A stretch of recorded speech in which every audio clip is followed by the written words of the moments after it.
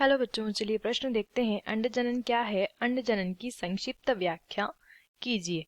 तो आइए जानते हैं सबसे पहले हमारे प्रश्न की मुख्य अवधारणा। हमारे प्रश्न की मुख्य अवधारणा है, हमें बताना है अंडजनन के बारे में। ठीक है, उसकी संक्षिप्त व्याख्या करनी है।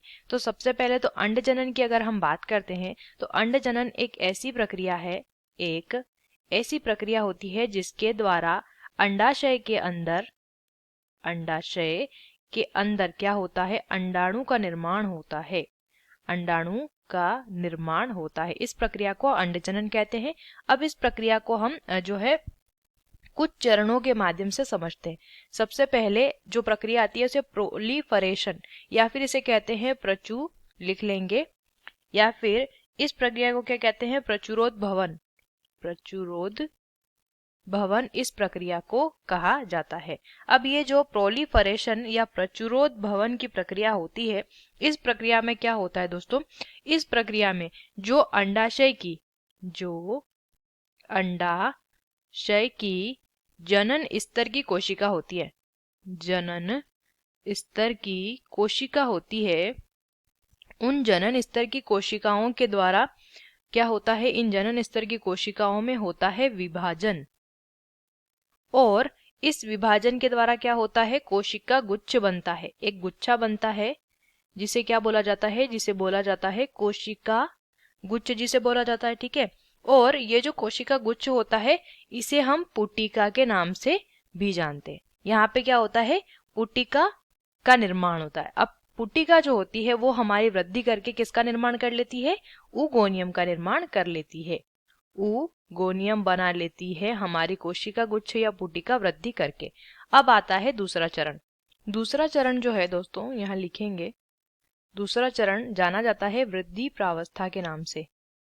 वृद्धि प्रावस्था के नाम से इसमें क्या होता है? वृद्धि प्रावस्था के अंदर जो ऊगोनियम हमारा बना था, पहली प्रावस्था प्रचुरोद भवन में ऊगोनियम जो बनता है, उस ऊगोनियम के अंदर धीरे धीरे क्या होने लगती है? वृद्धि होने लगती है, और इस वृद्धि की वजह से ये आकार में बढ़ जाता है। ठीक है, जब ये आकार में बढ़ जाता है तो इसे बोला जाता है प्राथमिक ऊसाइट या इसे कहते हैं प्राथमिक अंडक। ठीक है, ऊसाइट को हम क्या कहते हैं? ऊसाइट को हम अंडक भी कहते हैं।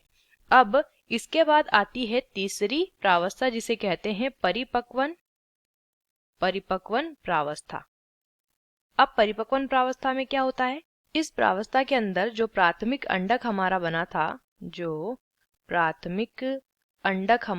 या प्राथमिक ऊसाइट जो हमारा बनता है, इसके अंदर होता है अर्धसूत्री विभाजन। इसमें क्या होता है? इसमें होता है अर्धसूत्री विभाजन, जिसके फलस्वरूप जो कोशिकाएं प्राप्त होती हैं वो अगुणित अवस्था में होती है। तो प्रथम अर्धसूत्री विभाजन, यहाँ पे फर्स्ट लिख लेते हैं। प्रथम अर्धसूत्री विभाजन जब होता है तो हमारी जो अंडक होती है वो परिवर्तित हो जाती है किसमें? द्वितीयक ऊसाइट में। किसमें परिवर्तित हो जाती है? द्वितीयक ऊसाइट में परिवर्तित हो जाती है। अब ये जो द्वितीयक ऊसाइट होती है, इसके साथ साथ यहाँ पे एक ध्रुवीय काय भी बनता है, और एक द्वितीयक ऊसाइट यानी कि एक द्वितीयक अंडक का निर्माण होता है। अब ये जो द्वितीयक अंडक और जो हमारा ध्रुवीय काय बना है, इसमें फिर से द्वितीय अर्धसूत्री विभाजन होता है। किस तरीके से? जो हमारा द्वितीयक अंडक का निर्माण हुआ था उसके अंदर फिर से होता है अर्धसूत्री विभाजन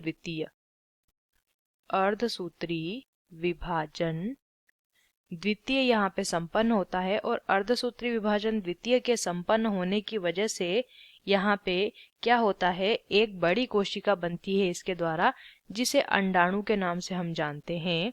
और साथ ही साथ जो पहले ध्रुवीय कोशिकाएं थी, वैसे ही साथ में यहाँ पे फिर से ध्रुवीय कोशिका बनती है, और उसके साथ साथ अंडाणु का निर्माण हो जाता है।